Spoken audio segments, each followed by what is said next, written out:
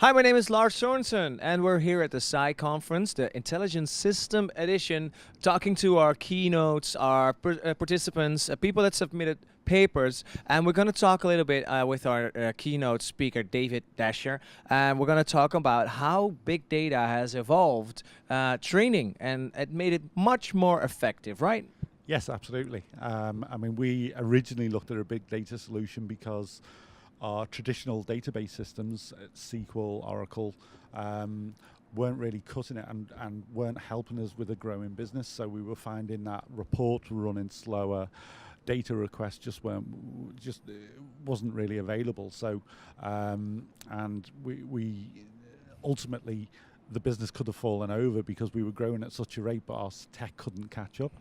So we looked at HPCC Systems originally because they had two offerings. One, the traditional big data platform where we could do all of our equations. Is this the open source one? The open source platform, Yeah. yes. So commercially, that made great sense. But it also had a second part, which was what they call the Roxy delivery engine. So that is all index-based data, which can be delivered via a web service or directly.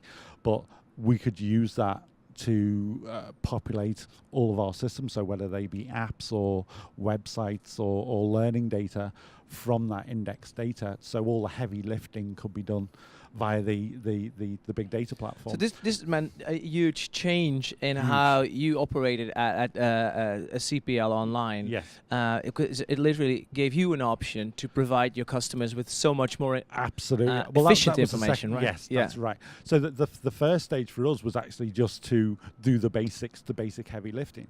Once we'd implemented that platform, we started all the ideas we wanted to do. We've always recorded, I'm a data engineer, so I built the company based on capturing every bit of data.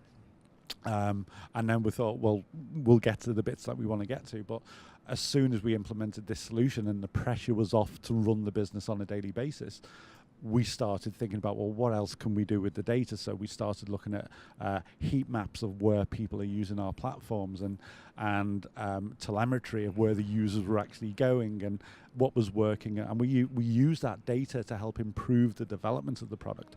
But then we started looking at things, because our business is around compliance.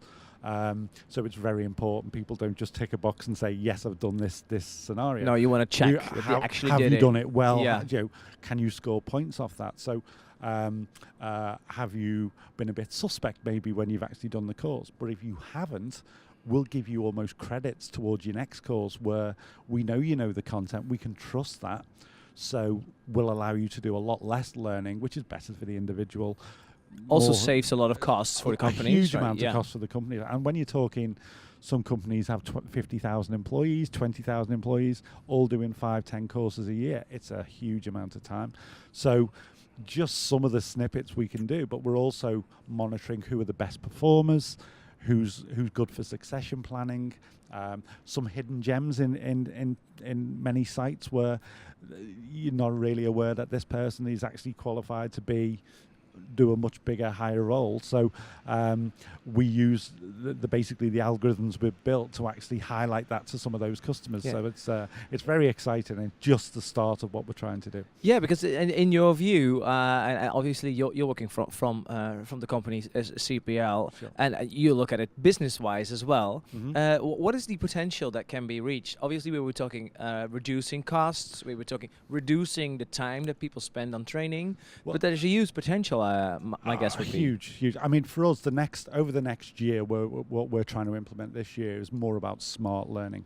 So, just for one example, if somebody gets 80% right on a test, then we really want to focus on the 20% they didn't really how to get them right. to the 100. Yeah. So, in what context were those answers missed? Was it a certain module they struggled on? Is it a certain topic? And what we can do using gamification and some other techniques is actually, over the course of that year, is start injecting little mini games, little mini learning to they could be videos, games, interactive exercises. Yeah, we have all these just things to available. Fill in the blanks. Yeah. And we're going to build some machine learning modules that can help determine this criteria.